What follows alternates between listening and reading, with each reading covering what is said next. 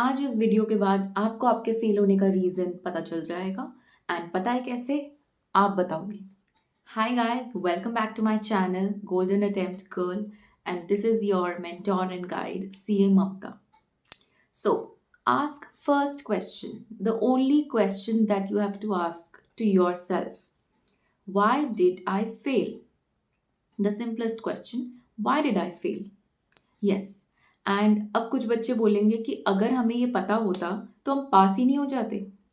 कुछ बच्चे ये भी बोलेंगे कि हमने तो सब पढ़ाई करी थी, पता नहीं हम क्यों फेल हो जाते हैं। आपको पता है, मोस्टली बच्चों को ये पता होता है कि गलती आखिर हो का रही है हमसे।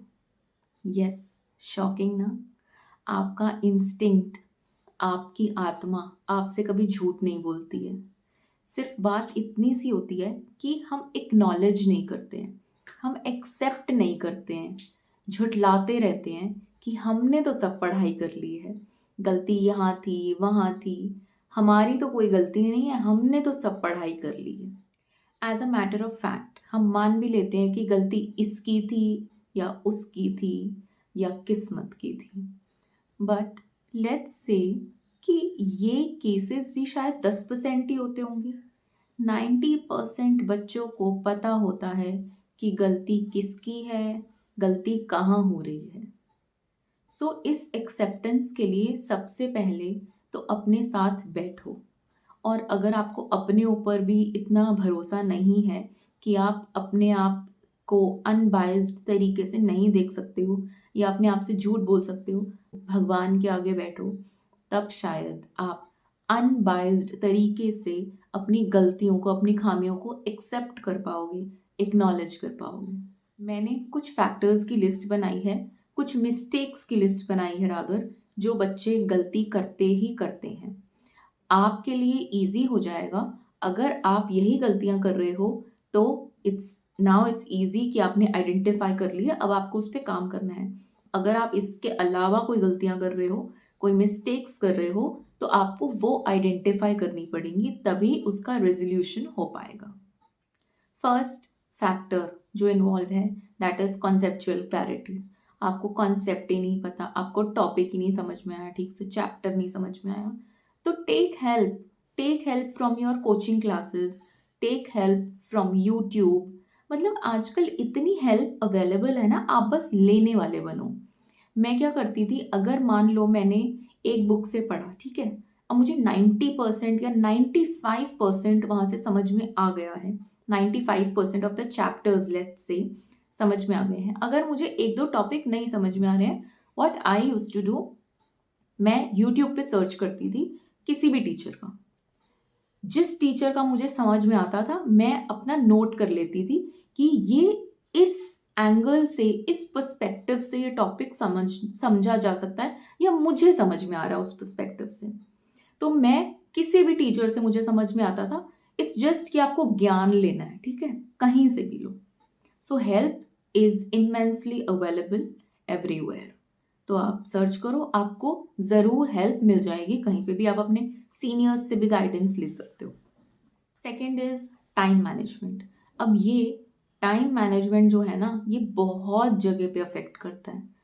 जब आप प्रेपरेशन कर रहे हो तब आपकी टाइम मैनेजमेंट गड़बड़ हो, जब आप रिविजन्स कर रहे हो तब भी गड़बड़ हो सकती है, जब आप ब्रेक्स ले रहे हो तब भी गड़बड़ हो सकती है, और जब आप एग्ज़ाम दे रहे हो बैठकर एग्ज़ाम डे पर, तब भी टाइम मैनेजमेंट गड़बड़ हो सकती है।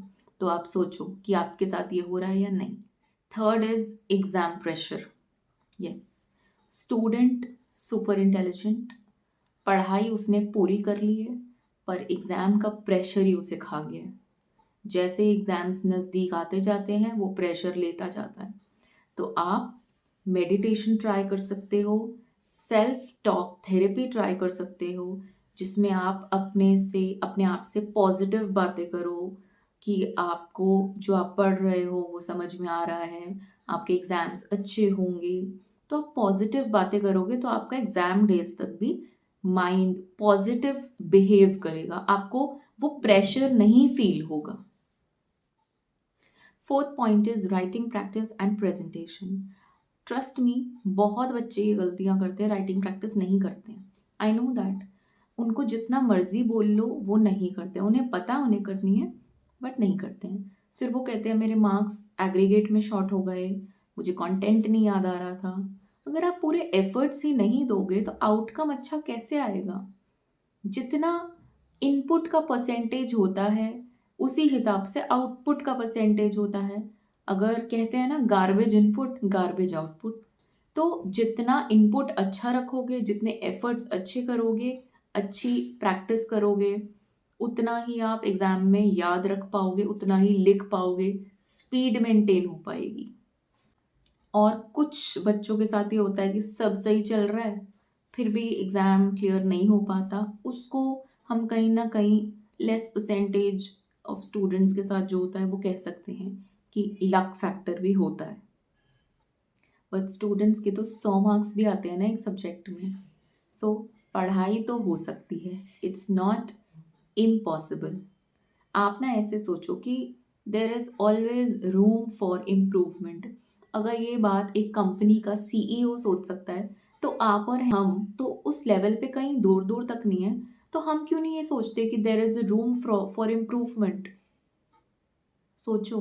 तो please identify your mistakes and accept, तभी सोल्यूशन निकलेगा। Till then happy studying. और हाँ, अगर और कोई फैक्टर्स हैं जो आपको इन्फ्लुएंस करते हैं या आपने आइडेंटिफाई करे हैं पर्टिकुलरली अपने लिए, तो वो आप मुझे कमेंट्स में ज़रूर बताना। शायद और स्टूडेंट्स की भी उससे हेल्प हो पाए कि उनके भी अगर सिमिलर फैक्टर्स हों। Happy studying and take care, bye bye.